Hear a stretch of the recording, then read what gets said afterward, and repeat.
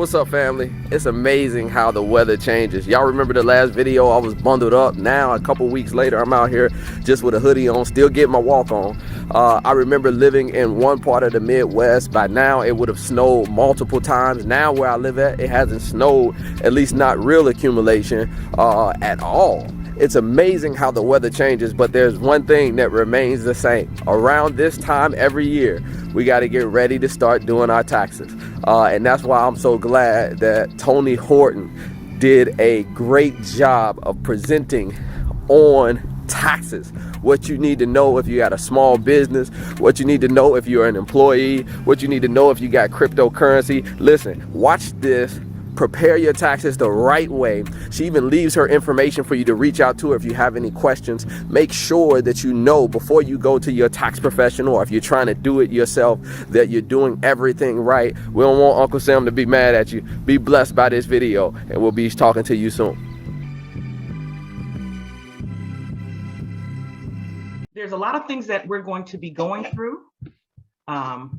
Today, I have quite an aggressive list of items I want to hit, so I'll be going into them a little bit. Some things may be a little more detail, but then I also want to allow time in the end for any questions. So we're going to go over who must file, who should file. We're going to talk about the standard deduction versus itemized deductions. You know, should you itemize anymore or not? We're going to look at the Form W-4 briefly as an explanation. We're going to talk about those who might be self-employed and on operating a self-employed business. I'm going to hit on record keeping. What should we do as far as when it comes to record keeping? Rental income. Are you a landlord? How you treat those things. Briefly talk about passive losses, passive income, comparing them to non-passive incomes, and talk about maybe the timing related to those. Some of the latest hot topics that are out in the market right now, the stimulus payments. I get more questions in my everyday experience about stimulus payments, so I'm going to hit on that a little bit. The new child tax credit. Well, it's not a new credit, it's being increased, and some people may have been receiving the benefit of a monthly payment, so we're going to talk about that briefly. What I think is important, the failure to file penalty and the failure to pay penalty. Some people may not even be aware of it, but I want to kind of open some information to you on that. We're going to talk a little bit about deferred retirement plans, people who are employees, the benefits and some of the cautions related to deferred retirement plans. And then I'm just going to talk a little bit, I don't want to step on Chris Perez's show, but a little bit about latest legislative conversations, IRS treatment of cryptocurrency. So if you're ready, let's buckle up. How does that sound? All right, we'll get started.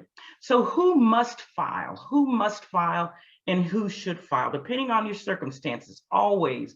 One of the common things we say around the Internal Revenue Service is it's facts and circumstances. But on the screen, I'm showing you the filing requirements chart for most people. And you'll see in one column, it talks about your filing status, being single, head of household, married jointly, married separately, or qualifying widow, sometimes called surviving spouse. In the middle column, it'll show you some things related to age. Were you under the age of 65? Were you over the age of 65? And then in the column to your farthest, what you're seeing should be on your right, are some dollar amounts. And what those dollar amounts relate to are the new standard deductions as of 2020 that you find in your tax return. You may not recall back in 2017, under the Trump administration, the Tax Reform Act increased the standard deduction to the limits where it is now and eliminated the exemption amounts. You may not know what I'm talking about, but you used to get a certain amount for yourself and whomever else shows up on your tax return. You would combine those and that would be relative to what we're seeing now is a standard deduction. So what they did here is they increased that to a certain threshold, and pretty much as long as you don't earn that much money, say for example, if you're single under the age of 65, if you don't earn $12,400, you generally will not have a filing requirement, okay?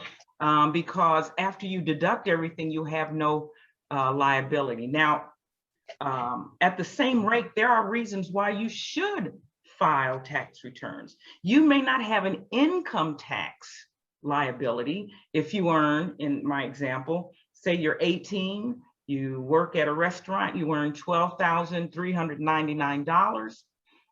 You file that, you get your standard deduction of $12,004. You have no income tax requirement. It reduces your taxable income to zero, right? Does that, I want to see somebody shake their head that they're understanding what I'm saying. Okay, but there may be instances for a single person, and I don't have the thresholds now in my discussion. There's something called the Earned Income Tax Credit. Single people with no children still may get an earned income tax credit. So you want to look into that to see if it benefits you to file your tax return. Another reason would be if you've had withholding. If they've withheld taxes for income taxes on from your wages, you want to file and get that withholding back because it's due you. Okay, so there are some circumstances that you will want to file anyway. Same thing for senior citizens. Their income, if you go to this chart, if you're single and you're over 65, generally speaking, you can earn up to $14,000 and some change. You'll have no tax liability because your standard deduction is $14,000. So should you file? Well, you really don't have an income tax liability, but for reasons, there are reasons why you would want to file. For example, if you're in a state that allows on your state return something, a credit for senior citizens. Here in the state of Missouri, they have something called a property tax credit for senior citizens, people over 65, or if they're disabled. They file taxes, they may have no income tax liability, but the state allows them a credit for either the real estate taxes they pay on their home, or if they rent their domicile, a portion of the rental expense they incur all year. So even though they don't have an income tax liability, there are reasons that you still would want to file. Okay. Now, you also want to consider if you're a child. If you're a child and you're dependent on someone's return, there are other situations that you're going to consider. All right. And then, if you would go online and, go to irs.gov, you can find a lot of those different circumstances that'll walk you through who must file and who should file. Okay. Who must file and who should file. So don't think that I don't owe any taxes, I don't need to file. You have to consider some other things that may be relative to your circumstance. Is there withholding showing on the W-2 box? Is there withholding, on any other income documents you have? I don't have an income tax requirement. I deserve to get that money back. Or if you're a senior, is there benefit at your particular state? Okay, who must file, who should file? The numbers, the dollar amounts shown on here, these are your standard deductions. Now the question then goes to, do I need to itemize? You may have itemized for years on end. We're good Christians, we return a faithful tithe, you may have itemized. But again, consider the new standard deductions. They may be far beyond what you have historically or in the past itemized on your return.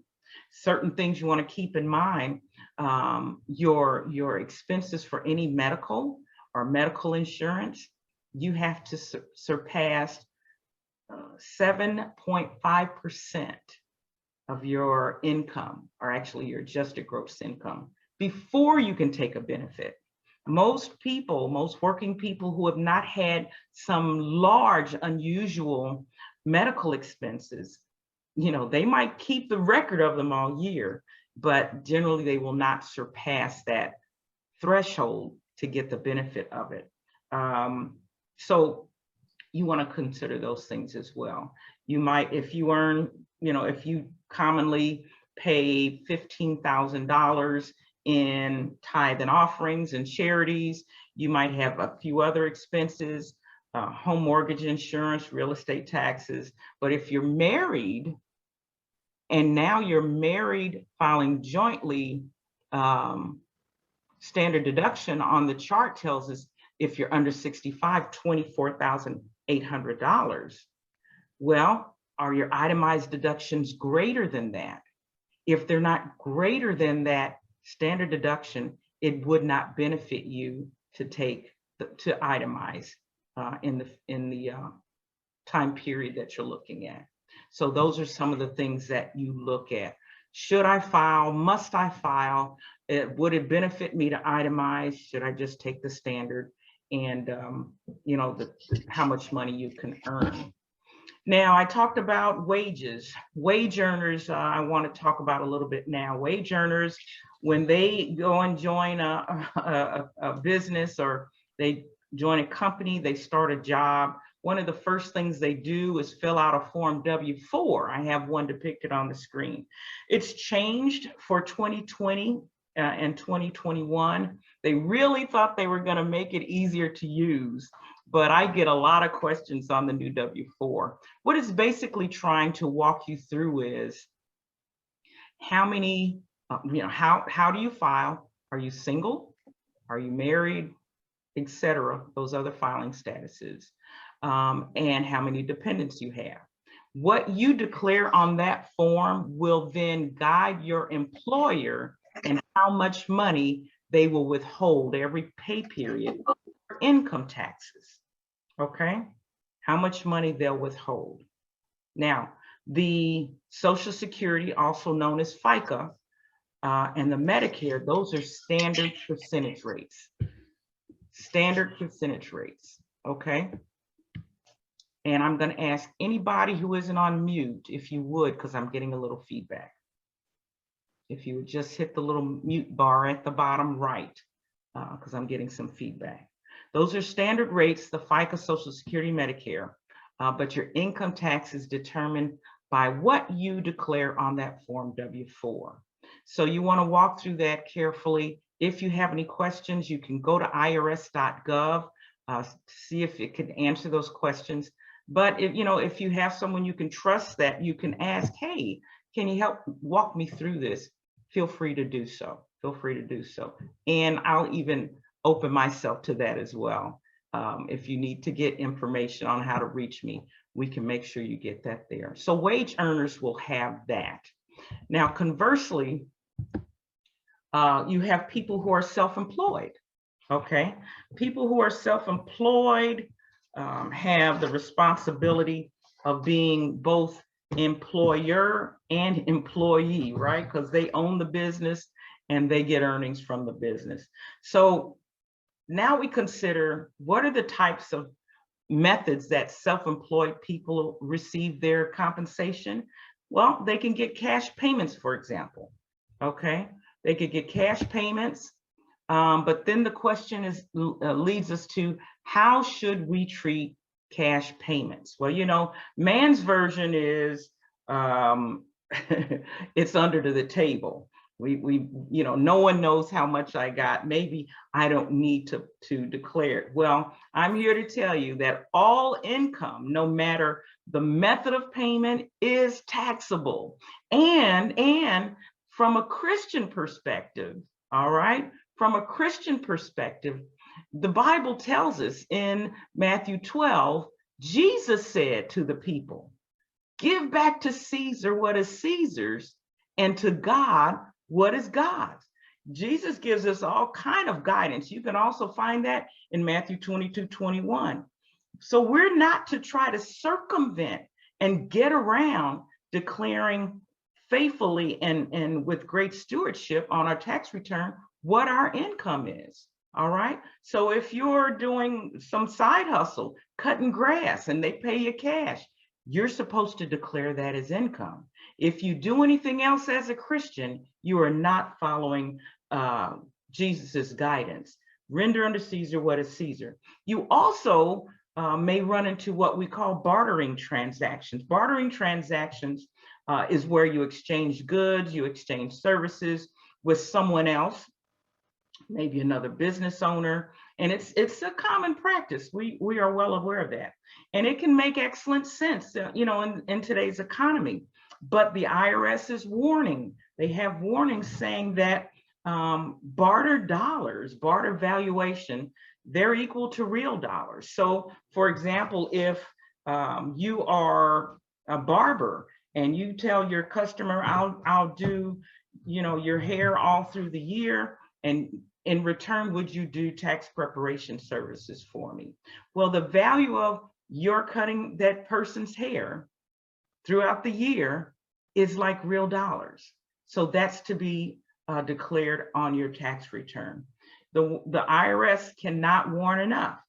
It's and to know also, it's not the only taxing authority that considers barter income or barter dollars to be real dollars. So many states will impose a sales tax as well as income tax on barter transactions. Some states might call them a use tax. So, in this economy, especially with our states and our governments being strapped for cash, many are stepping up their vigilance when it comes to unreported bartering transactions and unreported cash transactions. Okay, so that's some of the means of getting your income as a self-employed person. Now I want to talk about the self-employment tax. I said at the top of this subject, this is where the business owner is both the employer and the employee. What I didn't say when we were talking about Social Security taxes before, as a wage earner, the employer is required to pay half of your Social Security taxes. And then you as the employee bear the other half. When you earn money as a wage earner, you might work for $20 an hour or $15 an hour. And then after the end of the week, you get your check. What you receive is net, right? Is that right? You receive it net of income taxes withheld, net of Social Security taxes withheld, net of Medicare taxes withheld. Well, that was only half of those Social Security Medicare taxes because your employer is required to put in for your benefit the other half. Now, as a self-employed person, you are both the employer and the employee. So when you file your taxes, your rate is 15.3% for self-employment taxes. That is separate and apart from your income taxes.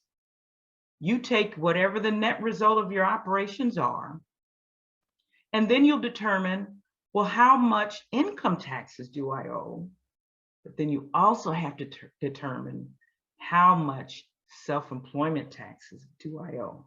Self-employment, those are those taxes that go toward your Social Security retirement funds that you get from Social Security. And so the law generated many years ago, or required many years ago, instead of having people, as it had been, when they stopped working, that's just it. They said, we need to have something in place, a minimum of where these individuals, when they retire, when they get older, when they become disabled, that they have some stream of income. That's what Social Security and Medicare does, okay? So that self-employed person is the employer and the employee, okay? Now, what are deductible expenses? And really, this can be looked at for everyone. I mean, this can be considered for any expense that an individual or a self-employed person declares on their return. Deductible expenses are those things that are ordinary and necessary to your operations, okay? Ordinary and necessary. And there has been additional tax legislation around those things that are used to be considered or now are generally considered personal use type assets. Personal use like your phone, your computers, your cable expenses, your automobiles. Those are the common areas. And there was additional legislation beyond the ordinary and necessary legislation because the IRS found that there was so much abuse in that area. People would go into business and they would hear that if you just slap on a magnetic sign on your car, you can deduct the cost of your car. You can deduct, maybe if you're leasing the car, you can deduct the entire cost because now it's for your business. And that's not necessarily true. You know, you hear all kinds of things. If you have a home office, you can deduct all the expenses for that home office or all the expenses related to your home, you know, relative to that home office. That is not true. I behoove you to find out the facts.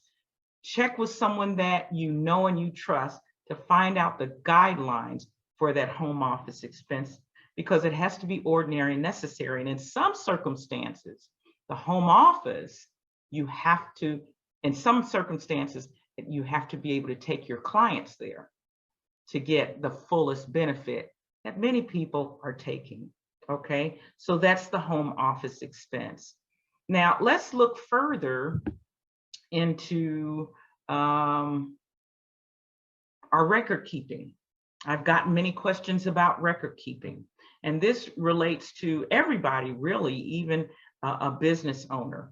And it tells us that the IRS requires that all taxpayers keep books and records to support whatever is reported on a taxpayer's return. Again, for both individual as well as businesses. This includes, but is not limited to, support for all items of income, deduction, credits that you may claim, payments, business, investment purchases, and it goes on. Anything that shows up on your tax return, you need to have records to support that. The next question people want to know, well, how long do I have to keep it? I've got 15 years of tax records in my house. Do I have to keep all that paperwork?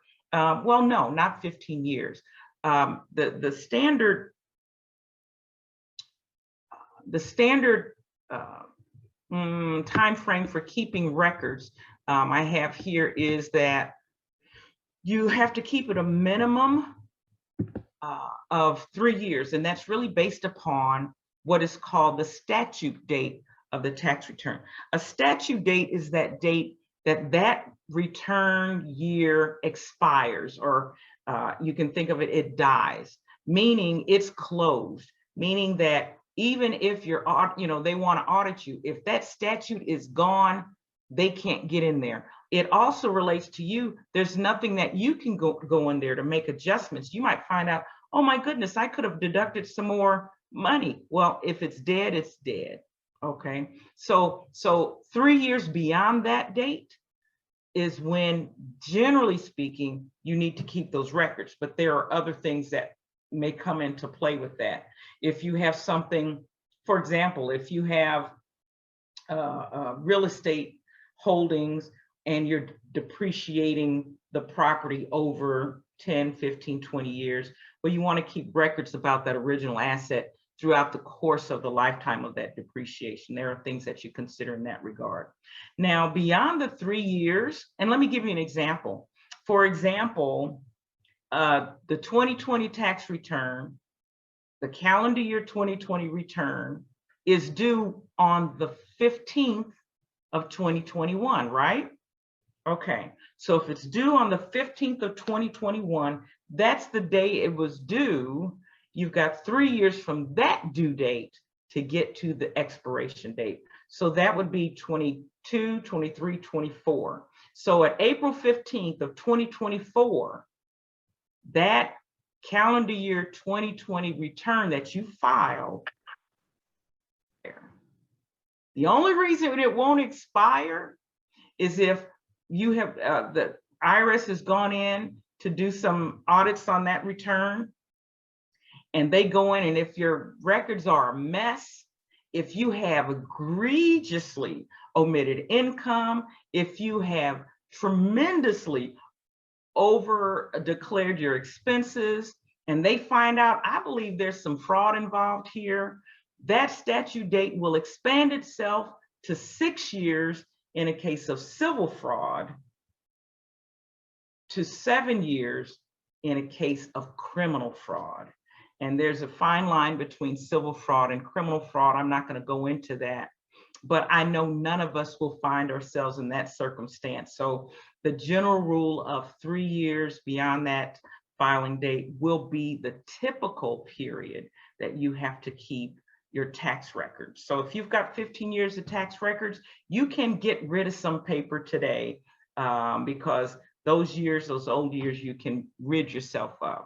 So again, generally 3 years, okay? Now, you also want to consider one last thing that's for IRS purposes. Some states may stipulate a longer statute of limitations. Some of them are around 4 years, but you want to check and see what your particular state requires. All right, I'm gonna look at our time just so we won't go too far. I've got a couple of more minutes. What is passive income versus non-passive income? Passive income is something that it refers to income that results from, say, a rental activity or any other business activity that you aren't fully invested in with your time and participation. You're an investor. You do not materially participate in that activity, and you get your income from those streams. Now, conversely, a non-passive activity, or what some may call an active activity, will consist of things like wage income, where you work every day. You're a full-time employee, part-time. Wage income is active. You're materially involved in that. Or it could be your self-employed business income, something that you're materially involved in with your time. And it could be even some investment incomes that you are primary active participant in. So those are active or non-passive income. I mentioned that to you because you want to consider those when especially when you are sustaining losses, because passive income and passive losses can only be offset with each other. For example, if I sell stock, okay, and I sell maybe 100 shares of ABC stock, and at the year that I sell it, I had a $10,000 loss.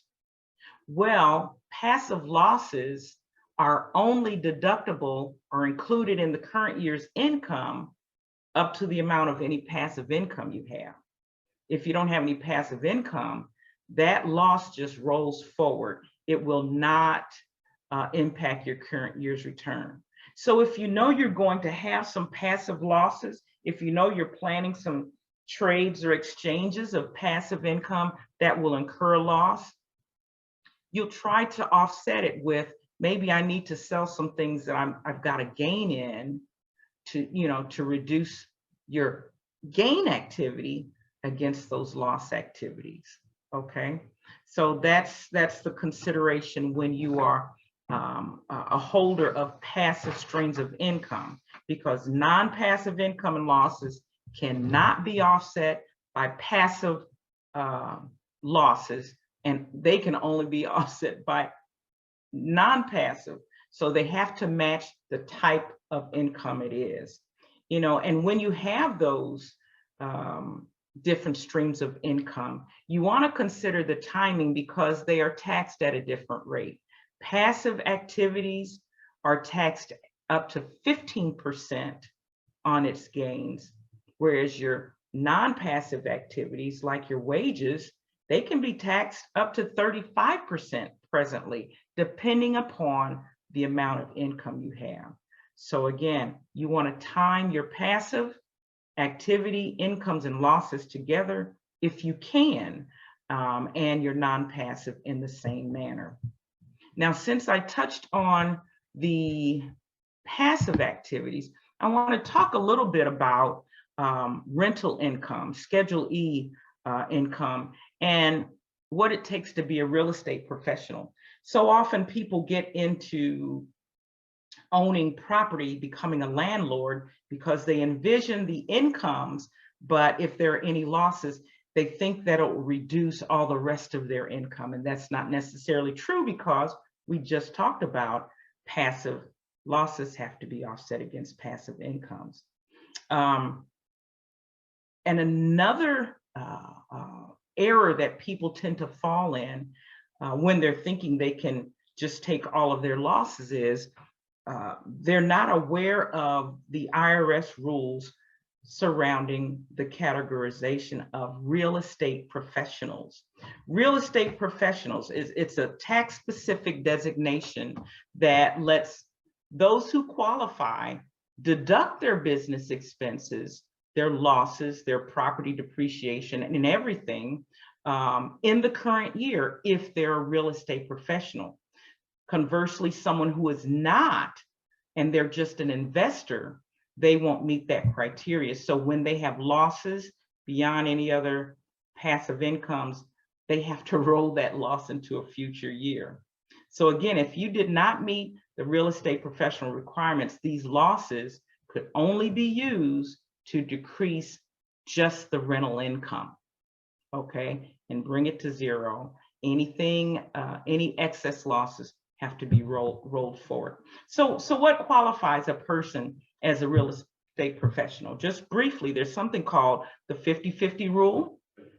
And the 50-50 rule is meaning that more than 50% of all of your working hours, must be in real estate, okay? So if you have a full-time job, that immediately will tell you that you can't meet the 50-50 rule. Then there's a 750-hour requirement. More than 750 hours in a calendar year has to be done performing services related to real estate trades and businesses. So you have these qualifications. Another one, single taxpayer. If you're involved in real estate with a partner, it has to be on a partner by partner basis, not collectively. And then finally, the whole discussion about material participation. Most people will just go to the hours, that's easiest, but there are qualifications for that. All right, so I kind of breezed through those. I want to hit on some hot topics before I open the floor for questions. Stimulus, all right. Everybody wants to know about stimulus. Everybody's wondering, where's the next stimulus? They're still hashing it out on Capitol Hill, but up to this point, there was the first stimulus in 2020, I believe, was $1,400 plus another $1,400 per child. You got one, a lot of people got it at the first of this year, I believe. It was $600 plus $600 per child. And then there was indeed a third one in March, which was $1,400 and $1,400 per child. And I think the first one, actually, that is a typo, was $1,200. And then the third one was $1,400. And if you have not received all of your stimulus payments, you can go to irs.gov and type in stimulus, and it'll take you to a page that will give you more information about the stimulus and how you can apply for any stimulus you may not have had. You should have been able to actually reconcile that on your 2020 filed tax return. And if you had a stimulus payment that was due, it would have been included in any refunds or payments in your 2020 tax return. Another thing new that started in July, the child tax credit allows those who receive the credit to receive half of that. That's the advance payment, to receive half of what their child tax credit would be in monthly payments. They started in July. I did read recently that there were some issues with the September payment, but just to be patient, if you haven't received your monthly payment, it should be coming. Now, the child tax credit originally in 2020 was $2,000 per qualifying child. It has been increased to $3,600 for children ages 5 and under, and then up to $3,000 for children 6 through 17. That amount will phase out depending upon your income level and your filing status. So you want to look for that information. Again, there's a link at the bottom of this slide. Go to irs.gov, credits and deductions, individuals, and advanced child tax credit payments. Failure to file penalties. Oh my goodness. Here's something I want everyone to take away with it. They can't take anything is to take this one. When your tax return is due, you want to file it by the due date, because if you don't file it by the due date, there's something called a failure to file penalty. That failure to file penalty is 5% of whatever your unpaid taxes are for each month, and it caps up at 25%. So if you don't file that tax return 5 months later, your failure to file penalty is 25% of whatever tax was due. And in addition to that, there's a failure to pay penalty. Okay, they run together. So it's very important to make sure that you file that tax even if you don't have the money to pay, because in a lot of instances, the failure to file penalty is 10 times greater than the failure to pay penalty. And so if you pay that, file that return, your failure to pay penalty will be less. So again, file your return even if you are not able to pay your return. So file it when it is due. The failure to pay penalty, on the other hand, it will be imposed at a rate of 0.5% of your unpaid taxes for each month or part thereof, up to a maximum of 25% of your unpaid tax. Okay, so yes, you can still receive that 25%, but at least, it takes longer to get up to 25. And prayerfully, you would have filed that return before it gets to that rate. So again, the failure to file penalty is 10 times more than the failure to pay. So even if you don't have the money, please file your tax return on time. All right. You can extend your return with the form 4868 it's a 7004 for businesses. The thing is, you have to remember is that you're supposed to still pay that tax that's due. You estimate your tax, you send in this form with your payment. That way you can circumvent the failure to pay penalty. This extension helps you get around the failure to file, but if you don't pay, you still will pay the failure to pay penalty. Okay, now, are there any other questions? I'm going to open the floor, and if there aren't, I'll finish these last 2 points. But does anyone have any questions for me today about anything we've gone over, or something else that you have a burning question about? Yes, I do. Yes, Ms. Atkinson, how are you? I'm good. How are you doing? Great. All right. So this is my question. So my mom lives with me, and of course she's retired and she gets Social Security. I've never claimed her on my taxes. Is that something I should do? How did she file? I'm sorry? File her tax return? Yeah, should I? I'm sorry, I didn't get the question. Is she required to file a tax return? I don't think so, because according to our income, no. Okay, so what I'm hearing is she receives Social Security and probably nothing else.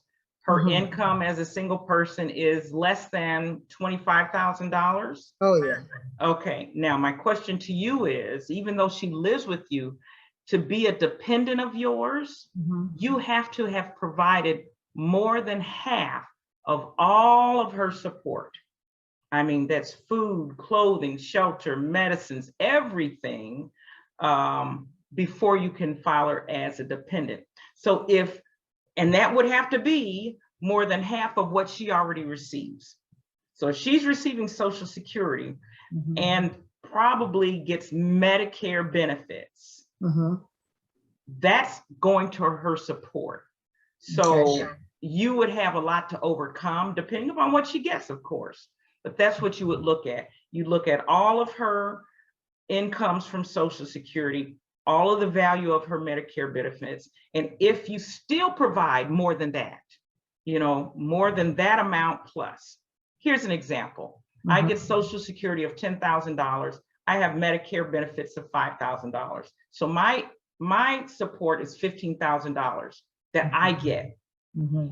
If you support me in the amount of, and you add up everything, food, shelter, and all of that stuff, and you're still putting another 20 for her support, for all of her livelihood and everything, it costs her, what did I say, 10, 15 plus 20, $35,000 to support her all through the year. And she's put forth 15 and you've put forth 20. Yes, she is a dependent of yours.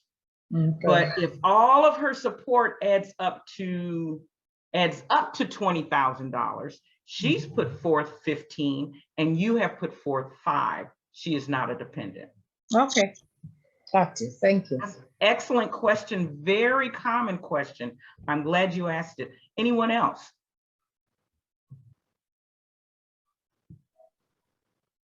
Any other questions? Okay. Well, let me. Can I ask some other question? Or sure. No one else is. You are welcome to. Okay. So I'm a self-employed person, and you were saying that the self-employment taxes it goes towards my personal Social Security and Medicare? Absolutely. Oh. That's the purpose of it. Self-employed persons will have income tax and self-employment tax, and that self-employment portion is going toward Social Security and Medicare. But since you are the owner and the employee, instead of your responsibility is 15.3% of the self-employment tax that's taxable. Okay. So one other quick question. Okay. So is there a point in time? Okay, so say I reach Medicare age. Is there a point in time where I don't have to pay those taxes, or I will forever pay it as long as I'm alive? That's an excellent question. And you know what I would want you to do? And I'm going to make sure I can get you that information. I believe that's true. But I would have to I can't answer it factually at this time. Okay. But you can call me. In fact, if you would, in the chat, put your information in there, I will be happy to research that and get it for you, Ms. Atkinson. Okay, thank you. I appreciate it. Sure. Great question. Anyone else? There's a question that came through on the chat, and it talks about, can you talk about estimated tax payments during the year? Absolutely. Absolutely. That's a great question. For whatever reason, if you are in a position where you need to make estimated tax payments, that could be a self-employed person. That could be someone who receives various streams of income from investments, or maybe even just pensions that you don't have the pension distributor take withholding from your pension. You would want to make estimated tax payments. Now, they're generally set up to be quarterly payments, where you look at what your tax should be. Say if your tax at the end of the year, if you've done everything, is $1,000. Okay, so every quarter, the first beginning April 15th of the current year, you will want to make a tax deposit for $250. The second quarter, you make one for another $250, third and fourth, until you've paid in what you estimate your tax will be. Now, and it's a great question, because here's something people don't consider, is that by law, whatever your tax is, you should have on deposit with the U.S. Treasury 90% of your taxes by January 31st of that subsequent year after the period that you're looking at. So for 2020, if I had to, if my tax is estimated at $1,000, by January 31, 2021, that year that I got to file my tax, I need to have 90% of that in there on deposit, else I'll have an estimated tax penalty. Okay. And we want to get rid of these penalties if we can, right? There's no reason to pay penalties if you have the information up front. So yes, now, like I said, it's set up for quarterly, but I tell anybody, if it's easier for them to pay monthly, pay it monthly. Just take that quarterly stub, and you can print them off on irs.gov. You can have your tax preparer print them as part of the package for your records. Take that quarterly stub, scratch out that date, and put the date you're sending it in.